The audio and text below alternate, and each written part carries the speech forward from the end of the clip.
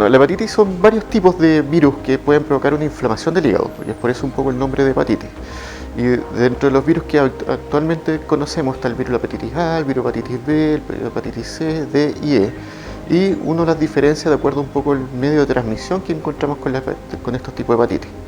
Los más importantes o los que más están en la mente es el virus de la hepatitis A, que habitualmente uno se contagia cuando ingiere alimentos que vienen contaminados con el virus. Pero también nos encontramos con el virus de la hepatitis B y virus de la hepatitis C, y este es un punto importante porque estos son los virus que no detectamos muchas veces y que con los años nos pueden traer problemas, en general llevar a complicaciones severas como la aparición de la cirrosis o aumentar el riesgo de aparición de cáncer hepático o trasplante hepático por esta causa.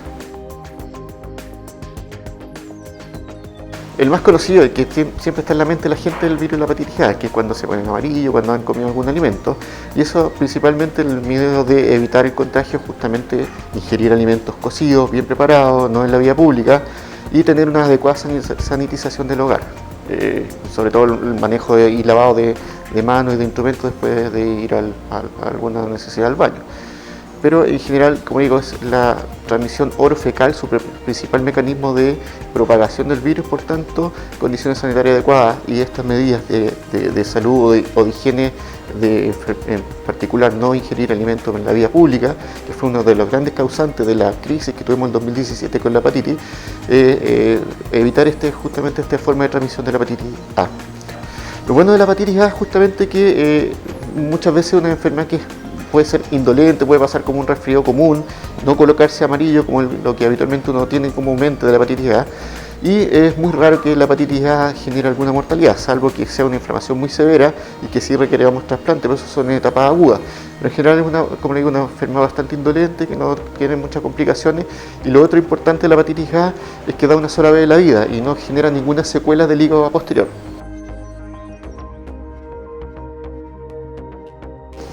El gran problema es el virus de la hepatitis B y el virus de la hepatitis C. Ese virus ya no se transmite por boca ni por comida. Esto ya tiene transmisión por contacto sexual, transfusiones o donde haya un contacto de fluidos con una persona infectada con una no infectada. Y el gran problema es que muchas de estas hepatitis, se estima que cerca de un 70%, no da síntomas a uno al infectarse. Y hay un 30% que solamente se pone en amarillo, que es lo clásico de la hepatitis. Pero este virus queda esperando o anclado dentro de las células del hígado y con el tiempo se va multiplicando en estas células y las va destruyendo. Y esta destrucción de la célula hepática es lo que puede generar una cirrosis en el paciente. Y desde que un paciente se infecta con el virus de hepatitis B o virus C hasta que desarrolla los primeros síntomas de cirrosis o descompensación, pueden pasar incluso entre 15 a 20 años desde ese contagio. Por tanto, todo este periodo es un periodo que es totalmente asintomático, pero que es un periodo que también, por ser asintomático, pueden empezar a contagiar a las personas sin saberlo. Y si ya llegamos a las fases de síntomas, probablemente ya estamos llegando tarde a un paciente, pues la cirrosis muchas veces que los pacientes es irrecuperable o no empieza a aumentar el riesgo, como les comentaba en algún momento, del cáncer hepático o un hígado que está demasiado deteriorado que uno ya tiene que empezar a pensar en trasplantar el hígado, o una cirrosis que es muy avanzada y que uno ya sabe que el paciente es recuperable y que lamentablemente va a fallecer en un tiempo no muy largo o más bien breve. Desde el 2016, Chile firmó un convenio con la OMS, junto con varios países del mundo, en donde ellos se pusieron como estrategia el 2030 eliminar o erradicar el virus de la hepatitis del mundo. Y para ello, una de las principales estrategias es justamente ir a buscar a los pacientes asintomáticos. Y esto a través de algunos test que son básicamente test de sangre, donde uno puede detectar los anticuerpos de este virus para poder hacer las medidas pertinentes, ya sea para virus B o virus C, de acuerdo un poco a las estrategias que está planteada dentro de las guías AUGE, que están dentro del Programa Nacional de Detección y Tratamiento de esta hepatitis. Cada 28 de julio nosotros celebramos mundialmente la efeméride del Día de la Hepatitis y lamentablemente, como todos sabemos, este 28 de julio estamos inmersos en lo que es la pandemia del COVID. Y esto mismo hizo reflexionar a la Sociedad Chilena de Gastroenterología en cuál es el rol que está cumpliendo el virus de la hepatitis en el mundo en relación justamente al virus que genera el COVID y el SARS-CoV-2. Y haciendo un poco de analogías, hasta el momento estimamos que en el mundo hay cerca de 14 millones infectados por COVID y de ellos cerca de 600.000 pacientes han muerto o o están los registros de fallecimientos directos por COVID. Y eso nos hizo un poco pensar qué está pasando con nuestros virus. Virus hepatitis B y virus hepatitis C, se estima que cerca de 325 millones de personas en el mundo están contagiados y se cree que cerca de 295 millones no saben que están contagiados. O sea, es una fracción muy mínima de pacientes que conocen su patología, pero un mundo inmenso de pacientes que no saben que están infectados. Y de esto se sabe que cerca de 1.3 millones de pacientes están muriendo cada año por estos virus hepatitis. O sea, si esto lo comparamos con COVID, tenemos por virus de hepatitis B y virus hepatitis C, tenemos 2 pandemias de COVID. Entonces eso nos hace plantear un poco que efectivamente hay que ir a buscar a lo que llama la OMS, esta campaña de este año, es encontrar a los desaparecidos o encontrar a los que no encontramos. Y eso significa que tenemos que ir a pacientes con riesgo o con factores de riesgo a testearlos.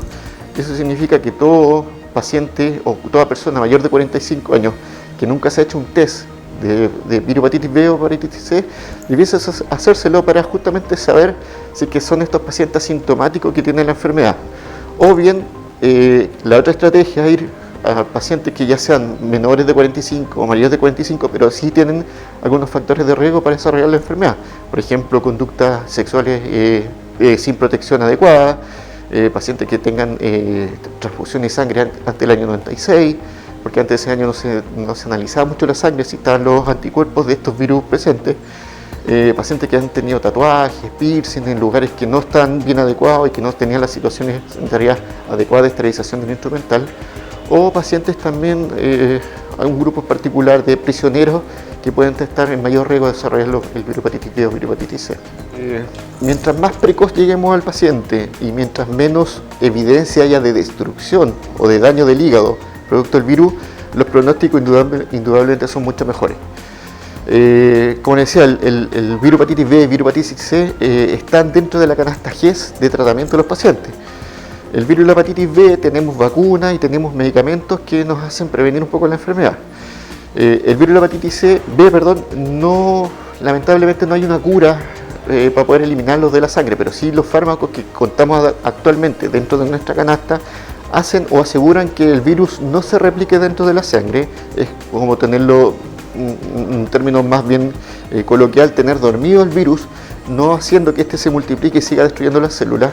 Y con eso logramos justamente prevenir esta progresión de infección de hepatitis hacia cirrosis. Y el virus hepatitis C, actualmente, hace aproximadamente unos 5 años, ya estamos contando en nuestra canasta con antivirales que son capaces de eliminar el virus de la sangre y con eso indudablemente evitar toda esta destrucción del hígado y la progresión a cirrosis o cáncer hepático.